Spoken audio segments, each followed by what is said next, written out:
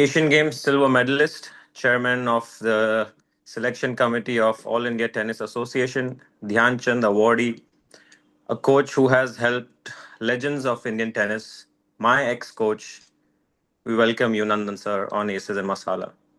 Thank you, Parikshit. That's a very impressive introduction. Thank you so much.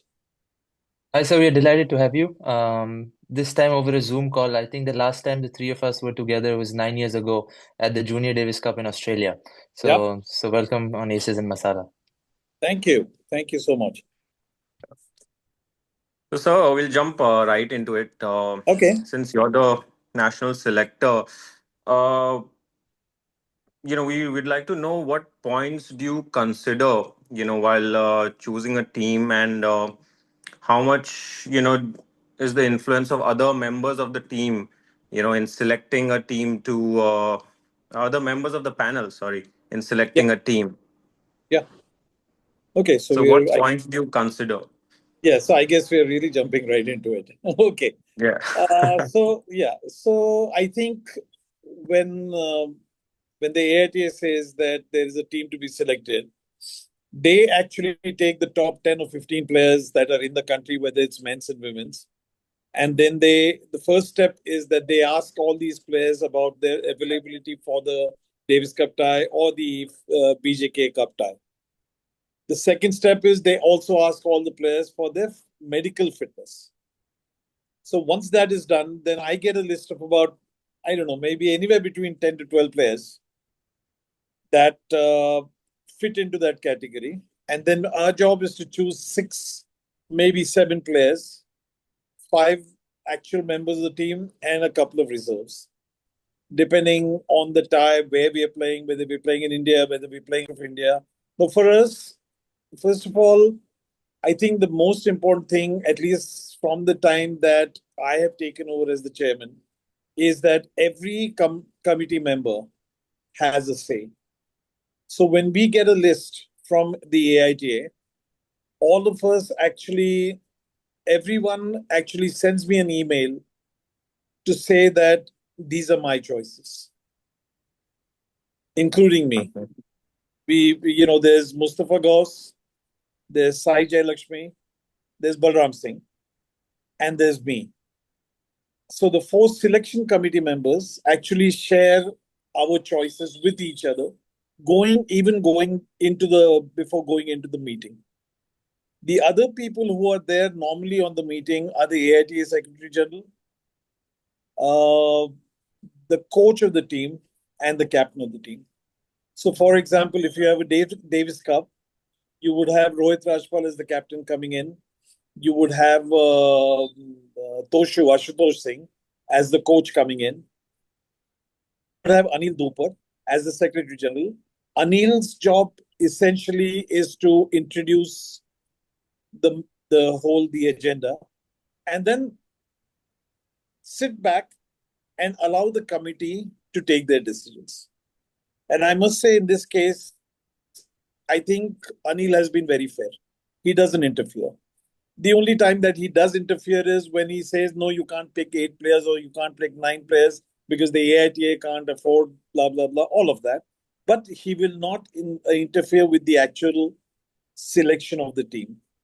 The other two members, Rohit Rajpal as captain and Toshu as the coach, give their inputs, give their suggestions as to who they would like on the team, but they don't have the final say on who will be in the team. That is entirely the prerogative of me as the chairman of the selection committee and Sai, Mustafa, and Balram Singh. So that being said, between the four of us, we have been very clear that we go obviously by the rankings that the AITA send us. That is one criteria. We also go by current form, B, and we also go by the type of surface that we are playing on. So there are those are the three main criterias, and those would determine the actual team of 4 or 5 players. The reserves, as far as I am concerned, as far as my committee is concerned, we prefer to pick players who are younger, because anyone up to about 20 or 21, 22 is what we would look for in a reserve, even if his ranking or her ranking is not as good as the rankings of some of the other players who are at number 7 or number 6 or number 8. So those are essentially the criteria. The simple reasoning is that almost all our players, especially on the double side, are all pushing the wrong side of 30, wrong side of 20, or even further beyond that. So we really need players who are somewhere in that 16 to 20 age group, who in another 2 or 3 years will step in and take over from the guys who are on the team right now. So keeping that in mind, we've had guys like Manas Damne, we have had guys like Aryan Shah, we have had 2 or 3 examples like that. Or on the girls' side, I think last time we had picked Maya Rajeshwaran, and we had also picked Vaishnavi Adkar, who are, one is 16, one is 18 or 19, but they would be on the reserves. So we then pick, say, 7 or 8 players, and then we leave it to the captain to have those 7 players, maybe 6 players, or even 6 players is sometimes we've gone with, to take those 6 players and go to the actual site of the tie, whether it's Switzerland, Denmark, or Delhi, or Jaipur, or Bangalore. And there, the captain and the coach are given the final choice of who they would like actually to be on the top 4 or top 5 of the team. Once again, depending on how they play on Yeah. that particular week, the surface. So, for example, in the last time when we played Switzerland, it was actually a battle for us to pick Suresh Dakshineshwar because his ranking was around 800 odd. But then we pushed hard for it. We got, thanks to Rohit, thanks to Anil Dupar, we got Suresh in. And at the end of the day, when Suresh actually showed up for practice 5 or 6 days before the tie, the captain realized that he was better than everyone else. And so he was put Right. in, and the rest is history, and we beat Switzerland. And I think we beat Switzerland because Suresh won that first match, which made life easy for Sumit. And though we lost the doubles, Sumit had too many guns in that fourth match. So essentially, that's how it works. Simple. That's It's the awesome. same. Yeah. That also explains me the next question which I had for you was the Sure. selection of Suresh and how it was, a blessing in disguise, to Yeah. discover such a player who's still in college and to come at a high level and then just, make sure India comes up with a victory that was clutched by him. And Yeah. also you also emphasized a lot on the junior reserves. Yeah. Which was my next question. Is there a criteria for the junior reserves, or how are you selecting? And is it a big headache right now? I know there's only a couple guys you have to choose from for the juniors. Um, but yeah, I mean, that makes a lot of sense. Um, so I want to ask you about the state of Maharashtra now. I know we spoke about ITA and the national selection. I want to ask you about the state of Maharashtra. It used to be a tennis powerhouse at one point with the most number of tournaments, most number of players also coming into Maharashtra and getting coaching and all of that. And the MSLTA program, the financial support we used to receive as players, I can speak it personally on my behalf since I'm from Pune. Used to be very strong at one point. What do you think has happened to it since we're not able to produce a lot of players, and also your thoughts on the Vision program? Yeah. So I think the first thing I'll say is that yeah, we've the level of the ranking players has definitely gone down, and we have statistics to show it. Not that we are proud of that, but we have the statistics. So about 3 or 4 months ago, we actually there were about 5 or 6 of us senior coaches, along with Sundar Iyer, who's the secretary of the MSLTA. We all came together, and we actually had a brainstorming session where we actually said that, look, we've taken a beating, and we have taken a beating over the last 2 or 3 years. How are we going to correct it? Well, I think the first thing that has happened over the last 2 or 3 years and I'll speak as an outsider because I'm not that involved with Maharashtra tennis. Yeah. Well, I wasn't. I have now been included in it. But I think just looking at the past 3 years, we have done too much work with the ATP Tour event, with the WT Tour event, with the Challengers, and with the the Futures events, and we really haven't done much work at the ground level. You needed to have a lot many more of the Super Series, National Series, the under 14s, the under 12s, and those were things that were not happening. There were not enough coaching camps happening. There was not enough talent identification happening. And all of that, we sat over the 3 or 4 months ago, and we minuted everything, and we said, okay, well, these are the things where we went wrong, and I think these are the things that need to be corrected. So how do we go about correcting it? We have put together now we have put together a panel of coaches along with the management of MSLTA, who's now going to start looking into doing camps in districts, the smaller, the tier two, tier three cities. Also, start emphasizing on doing a lot more with the 12 and unders, the 14 and unders, because we need to start there. Also, put in place a good fitness program, which can be supervised by one or two trainers that the MSLT will decide on. And we have periodical camps. So not maybe of a 10-day duration but just enough to identify who our talent is. See, if you look at, so even when you were playing, say you were playing with a certain coach, and then you had to go to the nationals, and the MSLT said, look, your coach can't go to the nationals, we are appointing someone else. Yeah. And there was hesitation there because you're comfortable with someone and you don't want somebody else sitting on your head.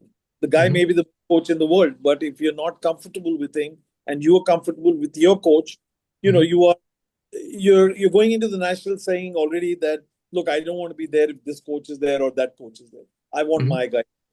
Yeah. So now we are saying that fine. Let the players travel with the coaches they want to travel with. And that is fair enough because it's a big tournament. They want to do well. But let us put in place a physio and let us put in place a physical trainer who can take all the players at one shot, because I don't think the trainers and physios are personal. And this is funded by the MSLTA or the player's own expense? It will be funded by the MSLTA. It will be funded by the MSLTA. We are also looking at doing camps. And we are saying that if we do a 12 and under camp, let's rope in some of our younger coaches, 12 and 14s. Let's rope in some of our younger coaches, give them that exposure.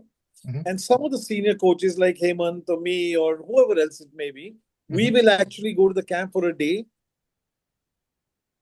Out of the 3 or 4 days, we will go for a day, have a look at all the kids, talk to the junior coaches who are doing the work there, and identify kids that we can take forward. That's awesome. Yeah.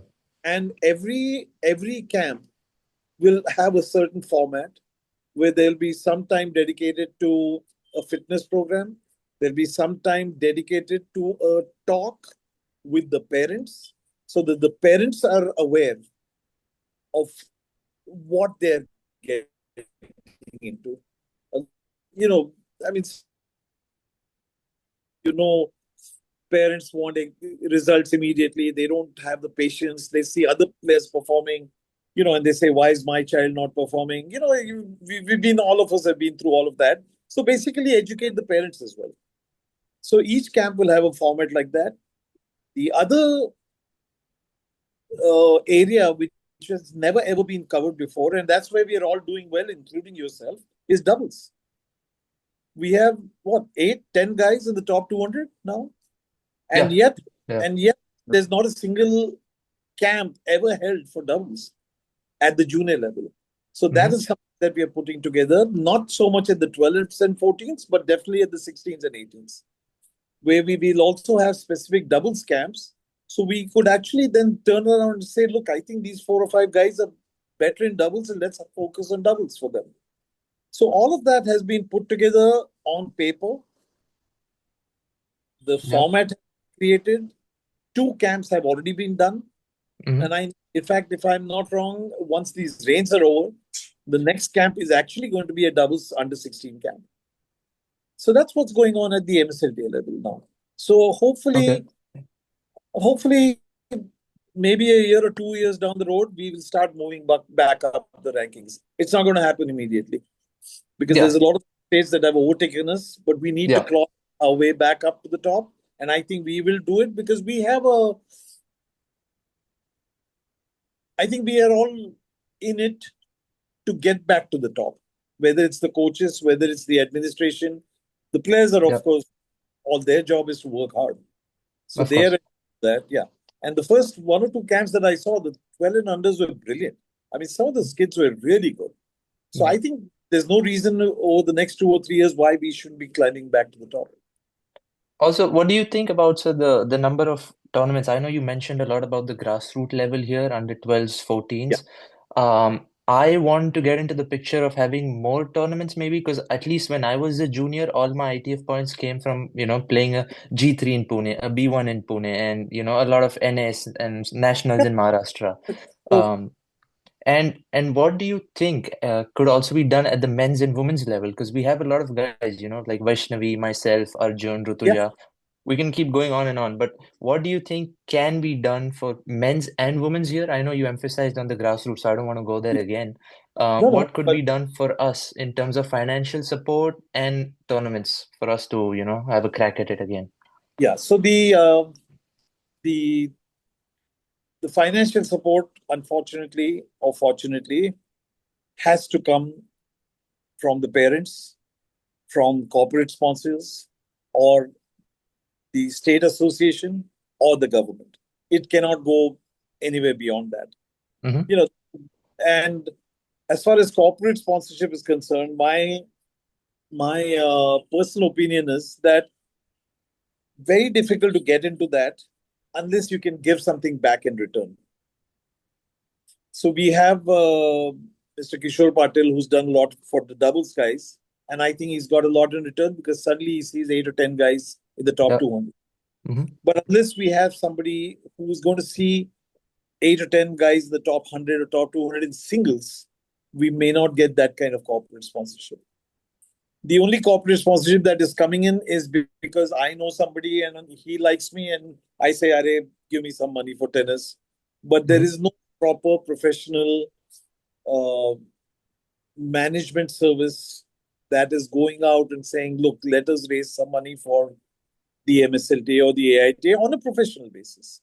I don't see that happening. So that's got to happen as far as the financial support is concerned. But as far as yes, as far as the men's and women's tournaments are concerned, we certainly don't have enough of them. And I'm really sorry to say that we certainly don't have any tournaments worth its name in Pune.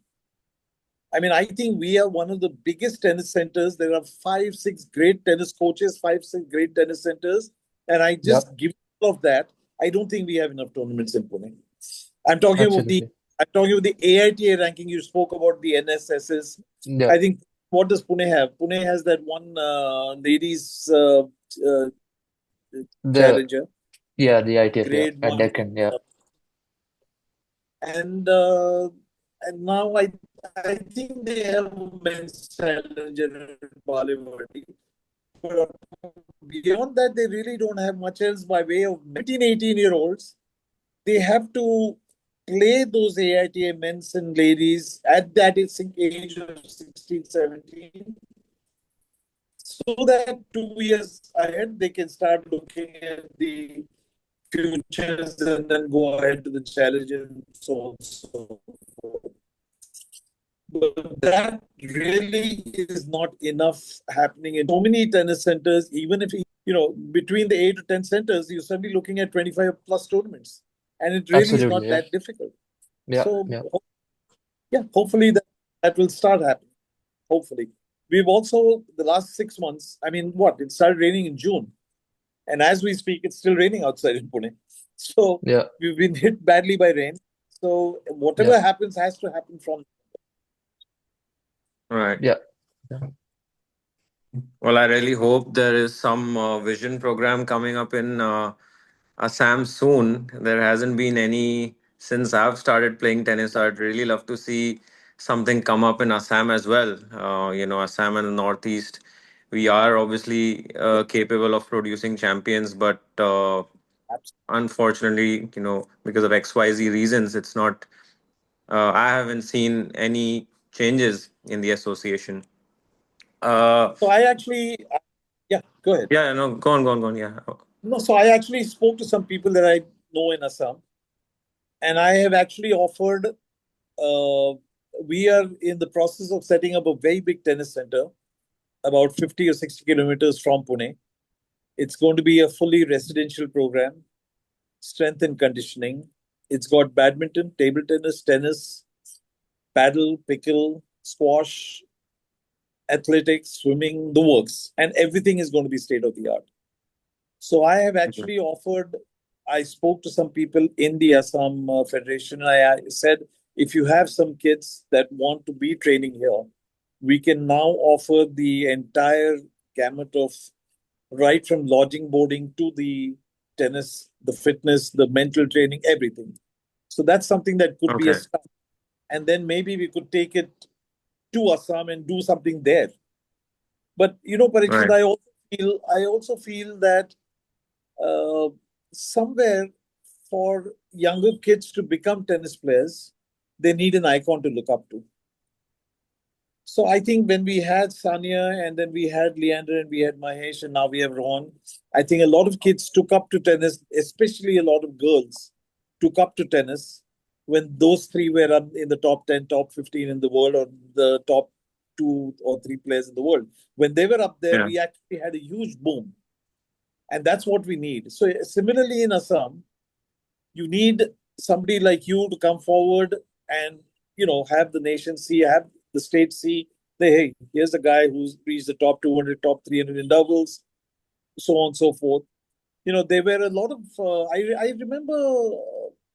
I don't know. 20 years back, there were some really good tennis players that came out of Assam. I don't even know if you would remember the names. Like there was Ranjit Datta, there was Anup yeah, Lahote. There's a bunch of them, and they were all very good. So there's really no reason why it shouldn't happen again. right, right, And yeah, and not just Assam. You're talking the entire Northeast. Arunachal Pradesh, Tripura. I mean, there's really no reason why players can't come out of there.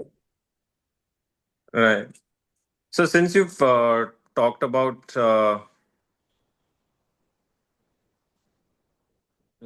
since you've talked about Rohan, Sanya, and Leander, all the champions, so you've helped them. What is one quality that you would say that about each one of them, and something that stands out, something that's different in all of them, which is which made them a champion that they are? And you could go on till Ram, Mohit, and whoever you've Yeah. coached, So Yeah. Yeah, yeah. No, but I think let's just take these three or four guys specifically because they went on to become world champs. And I think the one thing that stands out is their heart. It's their heart. Now, these are guys, whether it's Sania, whether it's Mahesh, whether it's Leander in that one era, and of course, Rohan later, they would never ever give up on a match. And the bigger the match, the bigger they would play, the better they would play. I still remember sometimes, I remember we played Japan in Tokyo. We were indoors, and it was for a tennis stadium, it was huge. I think there were about 28,000 people there in that stadium. It was indoors, and we were in the fifth match. And there were about, out of the 28,000 people there were seven of us who were Indians cheering Leander on. The other 27,900 and odd were all Japanese. And yeah, literally, Leander took them on alone, down 5-3 in the fifth. He came back to beat, in those days, Davis Cup was always 5 sets. He came down from 5-3 in the fifth to beat Suzuki, who was top 100 player then, 7-5 in the fifth. And that was just all heart. I remember Mahesh Bhupati in Delhi, and I think we were playing Chile, and it was a must-win match for Mahesh. He was playing Silverstein, down 2 sets to love in Delhi, and six of us by the side. All of us had hung our heads down because Mahesh was never known to last 5 sets in singles. But he came out and he saw our faces. And the only one thing I remember that he did say was, guys, this isn't over yet. And he came back and he won in five. When we played against Brazil in Chennai, we were down 2-love at the end of the first day. And everybody was everybody was just quiet in the dressing room. And I still remember the legendary Ramanathan Krishnan walked in, and he just walked in, spoke with us for 2 minutes, and he said, you guys are playing Brazil. 30 or 40 years ago, we played Brazil. We were down 2 sets to love, 2 matches to love, and we ended up winning the tie. So both matches on the first day were very close. And don't forget, you're playing in Chennai. They are playing outside their country. If you can put their doubles together, the last 2 matches will be ours. And the doubles, of course, was Leander and Mahesh, and that time they were unbeatable. And then the last day, Somdev and Rohan came out and played some incredible tennis, and we won the tie. And these are guys who played with their heart, not so much with tennis.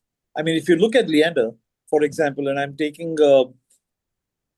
if you look at Leander, he's really not a singles player in the sense that he doesn't have much of a backhand, doesn't have much of a serve. He's not a big guy. He's not like 6 feet tall, but he has the heart of a lion. And when it came to Davis Cup, that showed up. When it came to Mahesh, he was not a singles player, but he always won matches for us in Davis Cup.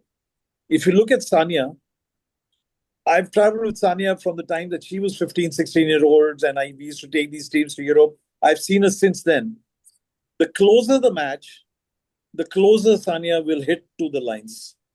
When most people play safe and play in the middle of the court, Sania was the one player I've seen from the age of 15 or 16 who would go harder and closer to the lines as the match went on, because she was just never, ever afraid of losing. Would And you say this is those are the what, qualities which differentiate today's players to them? It's yes, like the fearlessness. yes, absolutely. If you ask me honestly, Sid,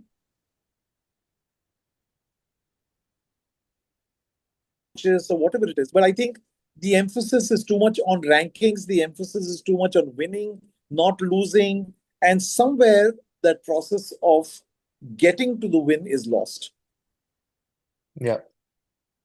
Maybe repeating this from other sports or whatever, but the fact is that if you do things right, you will win more often than not.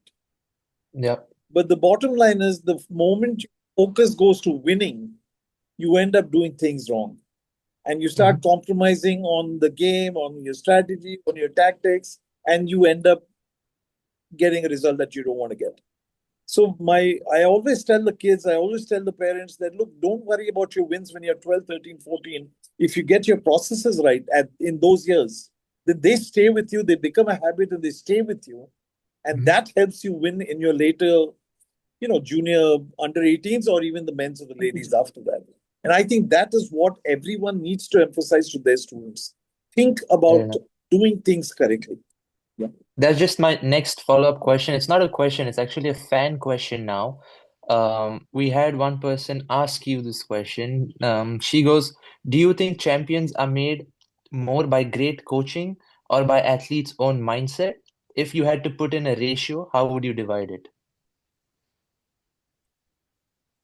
Well, obviously, great coaching definitely helps. But at the end of the day, you spoke about the mindset. If that player has the mindset of wanting to be a champion, then nothing is going to get into the way. Nothing is going to get into her way, his way of getting there. If you have great coaching, you have the correct backing, financial, good, solid family support. I've always believed that a very healthy family life is very important. So a lot of times, even when we ran our coaching program a lot of years ago, we were very clear that we don't want to take somebody at the age of 10 or 12 into a residential academy, because those are the years that they actually need their parents more than they need a coach. It's only when they're 14 and they're mentally a little more, emotionally a little more mature, That's when Mhm. we can uproot them from their roots and bring them to a tennis academy. But till Right. then, they need to be at home. But coming to, I don't want to quantify a ratio, but yeah, Mhm. coaching, definitely a mindset. I mean, the mindset has to be there. I think that's foremost. Mhm. I mean, the what was the saying? You can take a horse to the water, but you can't make it drink it. So I can Yeah. give you the best coaching in the world, but if you don't want to perform, if you just want, I actually have a kid right now in my scheme. I think he's Mhm. one of the most talented players that I've ever seen. And I keep pushing and I keep pushing him, and he keeps saying, "Sir, I love practicing. I love playing. I come love working hard." वो match नहीं खेलना है sir मेरे Mhm. को. What do you do? What do you do? Yeah. You know, Yeah. so I said, okay, you keep practicing, you keep pushing till you feel like playing matches. Once Mm. you get that, once you get that little hunger, things will work for you. So you have Yeah. to deal each case person on a personal basis. Got it. Right. So we are short on time. I'll just ask you one last question. Sure. You've been involved with tennis for over what 4 or 5 decades now. I'm Yeah. sure you have some great stories. There's one story that I got to know about you, which is really fascinating. There was a time in your playing career that Namita, in fact, told me about this. That you spend the night in a dried swimming pool. That's something really interesting. What exactly was that, and what led to Yeah. that? Well, first of all, I need to talk to Namita about this because she should be talking about it. But yeah, so to tell you honestly, yes, we did. And this was in Delhi, and this was in the month of December. And in those days, the only, you never got any prize money, or now you have your daily 400, 600, 800 rupees or whatever, depending on the Mhm. level. But in those days, the tournament took care of your lodging and boarding, and they also took care of some second class train fares and stuff like that, and that's about it. So this Okay. particular tournament didn't have any lodging. They said we can't afford it. So there used to be about 20 of us who would sleep in the dried up swimming pool, because in Delhi nobody swims in December. Yeah. So Wow. that's where we stayed, and we used the swimming pool changing rooms for our showers and all of that. And then when you got better and you got to be like in the top 3 or 4, you were actually promoted to the squash room. So the top 3 or 4 players got to sleep indoors in the squash room. But yeah, Wow. that was about the height of luxury. There's nothing beyond that. So yeah, Mhm. we've gone through days like that. We've gone through days where we played in Guwahati and the next tournament was in Coimbatore. And the only way to get to go from Guwahati to Coimbatore was by train. And I don't know, Parikshit, whether you ever done that. It's like a 30-hour drive, 30 hour or more by train. And you just get off the train, get on court, and you start playing. And even in the train, you didn't get berths. You just sat and came. But there used to be 10 of us, 20 of us. We used to play cards. We used to sing. We used to play, all kinds of games, and I think, sir, this is the good fun. reason why you became a champion yourself, and you could I know. help produce champions. Thank you. Well, You know. yeah, I'm hoping that more and more players can be produced out of not just Maharashtra, but out of India also. That's the Yes, dream. of course. No, sir, it was awesome talking to you, listening to your stories. Obviously, your valuable experience will be heard by many others who are following this podcast, and we want as many people to get information on tennis, not only domestically but internationally as well. So we really thank you for coming on our pod today. Always ready to help, always ready to be there, and all the best. I know you're still playing a lot of doubles and you're doing well, so all the best to both you guys. Yeah. Thank you. Thank you, sir. Thank you, sir. Okay. Lovely Bye. talking to you. Thank you. Okay.